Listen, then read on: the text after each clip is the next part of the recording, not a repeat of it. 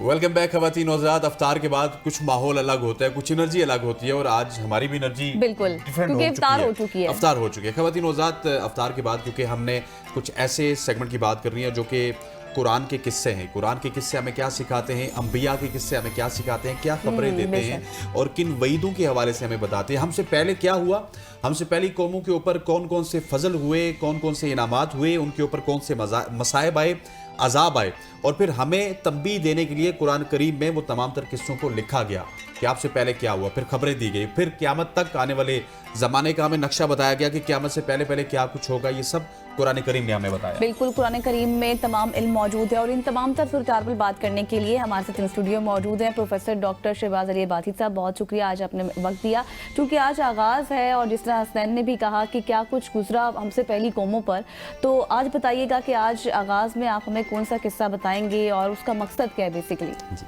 بسم اللہ الرحمن الرحیم. آج ہم جس قصے سے آغاز کریں گے وہ حضرت آدم علیہ السلام کی پیدائش ہے, جنہیں ہم ابو البشر کہتے ہیں. ہم اس کا یوں آغاز کریں گے, قرآن حکیم کو جب ہم ابتدا سے کھولتے ہیں تو اس کی سب سے یعنی کہ جو طویل صورت ہے جس کو ہم سورہ البقرہ کہتے ہیں, اس کی آیت نمبر 30 کے اندر اللہ رب العزت اور فرشتوں کے درمیان ایک مکالمہ ہے, اور وہ مکالمہ اس صورت میں موجود ہے. اللہ رب العزت فرشتوں کے سامنے اپنا ایک مدعا رکھتا ہے, اور وہ مدعا کیا ہے کہ وَإِذْ قَالَ رَبُّكَ لِلْمَلَائِكَةِ إِنِّي جَاعِلٌ فِي الْأَرْضِ خَلِيفَةً, کہ ہے میرے ملائکہ میں یہ چاہتا ہوں کہ میں زمین کے اندر اپنا ایک خلیفہ بناؤں. ٹھیک, اس خلیفہ سے مراد حضرت آدم علیہ السلام ہیں. ٹھیک, مگر میں اس سے قبل دو چیزیں واضح کرنا چاہوں گا. جب ہم قرآن حکیم کو پڑھتے ہیں تو ہمیں یہ چیز نظر آتی ہے کہ قرآن حکیم کا ایک تہائی سے زائد جو ہے وہ قصص کے اوپر مشتمل, اس میں قصے ہیں اور مختلف قسم کے قصے ہیں. کبھی ہم دیکھتے ہیں کہ اور یہ وہ والے قصے بھی نہیں ہیں, یہ ایکچوئل میں ہوئے ہوئے قصے ہیں. جی بالکل, کیونکہ قرآن حکیم ان مطلب واقعات کے اوپر روشنی ڈالتا ہے جن کی وجہ سے ہم اپنی راہیں متعین کر سکتے ہیں. جب ہم اس طرف جاتے ہیں تو ہم یہ دیکھتے ہیں کہ علماء تفسیر یا جنہیں ہم علماء قرآن کہتے ہیں, وہ یہ کہتے ہیں کہ تاریخ بنیادی طور پر جن چیزوں کے ساتھ منسلک ہوتی ہے وہ واقعات ہیں, اور اسی اعتبار سے ہم یہ دیکھتے ہیں کہ یہ قصے قرآن حکیم بیان کرتا ہے. کبھی قرآن کیا کرتا ہے, مواعظ کے طور پہ ہمارے سامنے قصے رکھتا ہے. کبھی قرآن کیا کرتا ہے, عبر کے طور پہ ہمارے سامنے قصے رکھتا ہے. کبھی قرآن کیا کرتا ہے, حکم کے طور پہ ہمارے سامنے قصہ رکھتا ہے. اور کبھی قرآن کیا کرتا ہے, خبر کے طور پہ ہمارے سامنے قصہ رکھتا ہے. یعنی قرآن حکیم ہر اینگل سے ان کو بیان کرتا ہے, اور پھر اس کے بعد اعلان کرتا ہے لَقَدْ كَانَ لَكُمْ فِي قَصَصِهِمْ عِبْرَةٌ لِأُولِي الْأَلْبَابِ, کہ اے لوگو تمہارے لیے ان قصوں کے اندر کیا ہے, وہ عبرت ہے. ٹھیک ہے, اب بنیادی طور پہ جب ہم قصص کی بات کرتے ہیں تو ایک چیز یہاں کلیئر ہو جانی چاہیے تمام دیکھنے اور سننے والوں کو, وہ یہ کہ علماء تفسیر کہتے ہیں کہ یہ علم کون سا ہے, تذکیر بایام اللہ. اور تذکیر بایام اللہ سے مراد کیا ہے, وہ تاریخ. آج کے جدید دور میں ہم رہ رہے ہیں, اور اب آج کل کے دورانیے میں دیکھتے ہیں کہ ہم نے بہت ساری سائنسز کو جو ہے وہ ڈیولپ کر دیا ہے. جب ہم اکیڈیمیا میں جاتے ہیں نا تو تاریخ کو بھی ہم بہت سارے حصوں میں تقسیم کر دیتے ہیں. کبھی ہم ڈارک ایج کی بات کرتے ہیں, کبھی کس کی, یعنی مختلف اینگل سے تاریخ کو بھی دیکھتے ہیں. ٹھیک ہے, تو قرآن حکیم نے یہ چیزیں پہلے بیان کر دی تاکہ ہم کیا کریں, عبرت جو کچھ آج ہو رہا ہے وہ پہلے سے قرآن میں بیان پہلے سے قرآن میں چونکہ رتبہ یابس ہر چیز موجود ہے. خود قرآن کہتا ہے نا کہ میرے اندر خشک اور تر ہر چیز کا جو ہے وہ علم موجود ہے. ٹھیک ہے, ہمارا آج کا جو موضوع ہے وہ ہے حضرت آدم. جو مکالمہ تھا میں اس کی طرف آنا چاہتا تھا. مکالمہ کیا تھا, فرشتوں کے درمیان اور اللہ رب العزت کے درمیان. اللہ رب العزت نے خواہش کا اظہار کیا کہ میں کیا چاہتا ہوں, ایک نائب بناؤں, ایک خلیفہ, یعنی حضرت آدم علیہ السلام کی پیدائش. اب اس کے جواب میں فرشتوں نے فوراً کیا کہا, اتجعل فیہا من یفسد فیہا ویسفک الدماء ونحن نسبح بحمدک ونقدس لک, کہ ایسی ذات کو یا ایسی ہستی کو یا ایسی شخصیت کو پیدا کرنا چاہ رہا ہے جو کیا کرے گی, خون بہائے گی, فساد کرے گی, حالانکہ ہم تو تیری تسبیح اور تحمید بیان کرتے ہیں. اب اس سے متصل جو اگلی بات قرآن حکیم یا اللہ اور فرشتوں کے درمیان جو مکالمہ ہے وہ ہے فوقیت انسان. ٹھیک, انسان کو جو برتری یا تفوق اللہ رب العزت نے دیا ہے اس کی طرف چلا جاتا ہے. ہم صرف اسی کے اوپر رہیں گے کہ حضرت آدم علیہ السلام کی پیدائش کیسے ہوئی. اب ہم اس طرف بڑھتے ہیں کہ حضرت آدم علیہ السلام کی پیدائش کس اعتبار سے ہوئی. جب ہم دیکھتے ہیں اس کائنات کو, اس کائنات ہستبوت کو, تو ہمیں نظر آتا ہے کہ یہ جو کائنات ہے اس کو بنانے سے قبل اللہ رب العزت نے کس کو بنایا, فرشتوں کو بنایا. اور پھر اس کے بعد جو متصل دوسری مخلوق اللہ رب العزت نے بنائی آگ کے شعلوں سے, وہ ہیں جنات. اور جنات کے فوراً بعد انسان گویا کہ حضرت آدم علیہ نبینا وعلیہ السلام ان کو پیدا کیا گیا. اسی اعتبار سے حضرت آدم کو کیا کہتے ہیں, کہتے ہیں کہ سب سے پہلے جو رسول ہیں وہ بھی ہیں جو کہ وہ شریعت لے کر اپنی اولاد کی طرف آئے تھے. ٹھیک ہے, اب حضرت آدم علیہ السلام کی پیدائش کے حوالے سے روایات میں آتا ہے اور تفاسیر میں یہ باتیں موجود ہیں کہ اللہ کے رسول صلی اللہ تعالیٰ علیہ وسلم نے ارشاد فرمایا کہ جب اللہ نے یہ ارادہ کیا تو سب سے پہلے حضرت جبرائیل علیہ السلام کو کہاں بھیجا, زمین پر بھیجا کہ جاؤ جا کر مٹی لے کر آؤ. جب مٹی لینے کے لیے حضرت جبریل زمین پر آئے تو مٹی نے حضرت جبریل سے سارا واقعہ جاننا چاہا کہ مالک چاہتا کیا ہے، اور اس کے جواب میں مٹی نے یہ کہا کہ میں پناہ چاہتی ہوں کہ میری شکل و صورت کو خراب کیا جائے یا میرے جسم کے کسی حصے کو خراب کیا جائے۔ جب انہوں نے پناہ مانگی تو حضرت جبرائیل خالی ہاتھ واپس چلے گئے، اور واپس جا کر اللہ رب العزت کی بارگاہ میں انہوں نے کہا کہ الہی جب مجھ سے مٹی نے تیری پناہ مانگی تو میں نے تیرے نام کی تکریم کی، تیرا ادب کیا، اور اس کو تیری پناہ میں آنے کی وجہ سے چھوڑ کے ایسے ہی واپس آ گیا۔ اس کے بعد حضرت میکائیل آئے، یہی معاملہ ہوا، حضرت اسرافیل آئے، یہی معاملہ ہوا، آخر میں حضرت اسرائیل علیہ السلام کو بھیجا گیا۔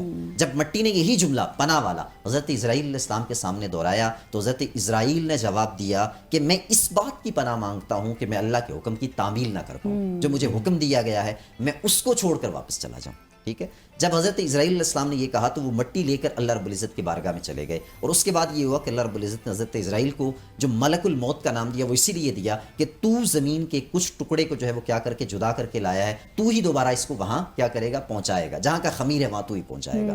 اب مٹی وہاں پہنچ گئی، مٹی پہنچنے کے بعد پھر کیا ہوا، حضرت آدم علیہ السلام کے لیے جو مٹی اٹھائی گئی وہ پورے روئے زمین سے اٹھائی گئی۔ اچھا، آپ یہ دیکھیں پوری زمین سے مٹی اٹھائی گئی، اور ایک مٹھی مٹی اٹھائی گئی، اس سے زیادہ نہیں ہے۔ ٹھیک، اسی لیے آج ہم دیکھتے ہیں کہ یہ جو انسان ہیں کہیں سرخ ہیں، کہیں سفید ہیں، کہیں کالے ہیں، ٹھیک، یہ جتنے بھی رنگ ہیں یہ اس مٹی کی وجہ سے، اور بعض حضرات تو یہاں تک لکھتے ہیں تفاسیر کے اندر کہ 60 رنگ ہیں، اور وہ حضرت آدم علیہ السلام کی اولاد میں پائے جاتے ہیں۔ پھر حضرت آدم کا نام آدم رکھا کیوں گیا، انہیں کیوں کہا جاتا ہے کہ حضرت آدم ان کا نام ہے؟ اس لیے کہا جاتا ہے کہ انہیں کہا جاتا ہے کہ عظیم الارض ہیں، یعنی جو ظاہری یہ زمین ہے اس سے پیدا کیے گئے، اس لیے ان کا نام کیا ہے، آدم۔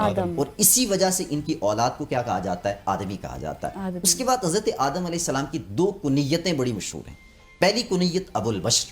ابو البشر کیوں کہا جاتا ہے کہ نسل انسانی کا جو آغاز ہے اور بعد ازاں جو ارتقاء ہوتا ہے اس کی بنیاد حضرت آدم ہے، اور دوسری جو ان کی کنیت ہے وہ ابو محمد ہے، جو کہ اللہ کے رسول نے ارشاد فرمایا کہ جنت کے اندر کسی کی بھی کوئی کنیت نہیں ہوگی سوائے حضرت آدم علیہ السلام کی، اور وہاں جو حضرت آدم علیہ السلام کی کنیت ہوگی وہ کیا ہوگی، ابو محمد ہوگی۔ وہ اس وجہ سے کہ ان کی عزت اور تقریم کو اللہ رب العزت کیا کرنا چاہتا ہے، برقرار رکھنا چاہتا ہے۔ اب یہ جو ہے وہ مٹی لے لی گئی، مٹی لینے کے بعد پھر کیا ہوا، اللہ رب العزت کے پاس جب یہ مٹی پہنچی تو اللہ رب العزت نے فرشتوں کو حکم دیا کہ اس مٹی کو اس جگہ رکھو جہاں آج خانہ کعبہ ہے، اچھا، اور وہاں یہ مٹی رکھ دی گئی، اور اس مٹی کے اوپر 40 دن تک ریگولر کیا ہوتی رہی، بارش ہوتی رہی، اور آتا یہ ہے روایات میں کہ 39 دن غم کی بارش اور 1 دن خوشی کی بارش ہوئی۔ اسی وجہ سے ہماری زندگیوں میں کیا ہے، کثرت کس کی ہے، غم کی، اور قلت کس کی ہے، خوشیوں کی۔ اب وہ خمیر بنانے کے بعد مٹی کا کچھ حصہ جو ہے وہ بچ گیا، جو حصہ بچا اس سے جو ہے وہ کھجور کا درخت بنا دیا گیا۔ حضرت علی المرتضیٰ کا یہ بڑا معروف قول ہے، آپ ارشاد فرماتے ہیں نا کہ یہ جو کھجور ہے اس کا ادب و احترام کیا کرو۔ پوچھا گیا کیوں؟ آپ نے فرمایا اس لیے کہ یہ تمہارے باپ جناب آدم علی نبینا وعلیہ السلام کے خمیر سے بچی ہوئی مٹی سے پیدا کیا گیا۔ اور باقی لوگ یہ کہتے ہیں، بہت سارے لوگوں کا یہ بھی کہنا ہے کہ کھجور، انار اور انگور یہ تینوں جو پھل ہیں یہ کس سے بنائے گئے ہیں، حضرت آدم علیہ السلام کے خمیر سے بچنے والی مٹی سے بنائے گئے۔ ٹھیک ہے، اب اس کے بعد تھوڑا سا آگے بڑھیں، جب یہ مٹی جو ہے کیا ہو گئی، یعنی کہ گوند بھی گئی، اس سے گارا بنا لیا گیا، تو اللہ رب العزت نے فرشتوں کو حکم دیا کہ ایسا کرو، میدان عرفات کے قریب وادی نعمان ہے، اس کو وہاں رکھ دو۔ میدان عرفات میں رکھنے کے بعد وادی نعمان میں جب یہ رکھا تو اللہ رب العزت نے خود اپنے دست قدرت سے حضرت آدم علیہ نبینا وعلیہ السلام جو ہیں ان کا کیا، یہ سارا وجود مسعود جو ہے وہ بنایا۔ جب حضرت آدم علیہ السلام بن گئے نا تو پھر اس وقت بڑی دلچسپ بات ہوئی۔ اس وقت یہ ہوا کہ فرشتوں نے اس سے قبل کوئی حسین و جمیل دیکھا ہی نہیں تھا، اس قدر خوبصورت کوئی دیکھا ہی نہیں تھا، وہ جس کو اللہ رب العزت کہہ رہا ہے کرمنا بنی آدم وحملناہم فی البر والبحر ورزقناہم من الطیبات وفضلناہم علی کثیر ممن خلقنا تفضیلا، کہ یہ تو ایسی چیز ہے کہ جس کو میں نے تکریم دے دی ہے، جس کو میں نے خلیفہ بنا دیا ہے، جس کو میں نے عظمتوں والا بنا دیا ہے، جس کو میں نے تاج والا بنا دیا ہے۔ اب فرشتے بڑے متعجب ہوئے، حضرت آدم علیہ نبینا علیہ السلام کا وہ جو وجود تھا نا اس کے گرد چکر لگانا شروع ہو گئے، بار بار گھومنا شروع ہو گئے، ٹھیک ہے، اور متعجب ہوتے کہ یار یہ کیا بنا دیا گیا، اللہ رب العزت نے کیا چیز بنا دی ہے۔ اس کے بعد اللہ رب العزت نے کیا کیا کہ جب حضرت آدم علیہ السلام کا یہ خمیر بن چکا یا جس کو آپ مٹی کا پتلا کہتے ہیں وہ بن چکا، تو اللہ رب العزت نے اس کو ہواؤں کے سامنے رکھ دیا سوکھنے کے لیے۔ حضرت ہم میرا خیال ہے کہ مٹی کے پتلے سے ہی کل آئیں گے کیونکہ ہمارے پاس وقت ختم ہو گیا۔ حضرت آدم کا مٹی کا پتلا بن چکا ہے اور اس کے گرد فرشتے گھوم رہے ہیں، یہیں سے انشاءاللہ کل اس کے سیگمنٹ کا واپس سے آغاز کریں گے۔ یہاں پر لیں گے یہاں پر لیں گے ایک بریک، اور اس کے بریک کے بعد تفسیر القرآن کی طرف جائیں گے اور اس سیگمنٹ کا آغاز ہوگا، ہمارے ساتھ رہیے گا۔